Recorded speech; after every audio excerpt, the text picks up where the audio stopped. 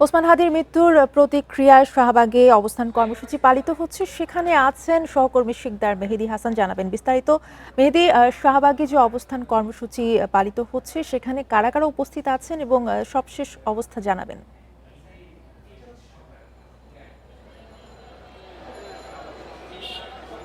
আপনি জানেন যে আসলে শরীফ ওসমান হাদির যে মৃত্যু সংবাদ, সেই সংবাদ পাওয়ার পর থেকেই কিন্তু আসলে এই শাহবাগ উত্তাল হয়ে ওঠে এবং এখানে শুধু নির্দিষ্ট কোনো দলের ব্যানারে নয়, হাদির ভক্ত এবং তার সংগঠন ইনকিলাব মঞ্চ এবং অন্যান্য যে রাজনৈতিক সংগঠনগুলো আছে সেগুলোর নেতাকর্মীরাও কিন্তু এখানে এসে একে একে জড়ো হতে থাকে এবং সকাল থেকেই কিন্তু ছোট ছোট মিছিলে করে তারা আসলে এখানে এসে যোগদান করে। বিশেষ করে আজকে যেহেতু শুক্রবার, জুমার নামাজের পরে আমরা কিন্তু দেখতে পেয়েছি যে মিছিলের মাধ্যমে তারা এই যে শাহবাগ চত্বরে তারা আসে এবং এসে হাদির হত্যার যে বিচার, সেই বিচারের দাবিতে তারা সমবেত হয় এবং তারা তাদের দাবি জানায়।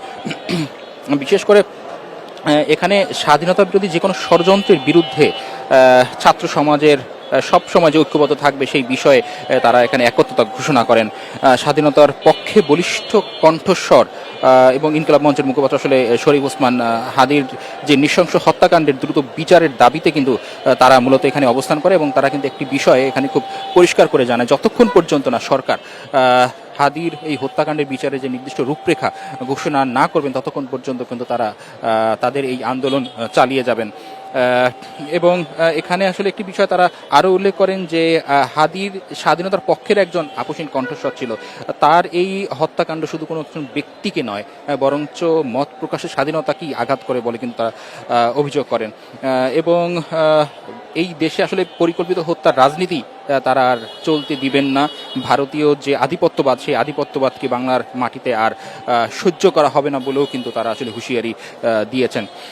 এবং তারাও আরও একটি কথা বলেছেন যে রাষ্ট্রকে আসলে অনতিবিলম্বে নিরপেক্ষ এবং স্বচ্ছ তদন্তের মাধ্যমে প্রকৃত দোষী যারা আছে তাদেরকে বিচারের আওতায় কিন্তু দ্রুত নিয়ে আসারও দাবি কিন্তু তারা এখান থেকে করেছেন।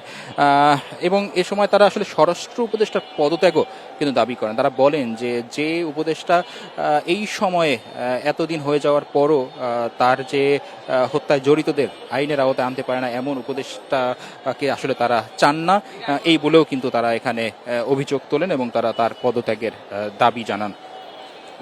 এ সময় এর পাশাপাশি আসলে আইন শৃঙ্খলা রক্ষায় ব্যর্থতার দায়ের সঙ্গে বিবেচনায় রেখে আসলে আইন শৃঙ্খলা বাহিনীর যে ভূমিকা, সেই ভূমিকা নিয়েও কিন্তু এখানে যারা ছিলেন তারা কথা বলেছেন এবং তাদের যে অবস্থান, সেই অবস্থান আসলে অনেকটাই ক্ষীণ বলে তারা এখানে জানান।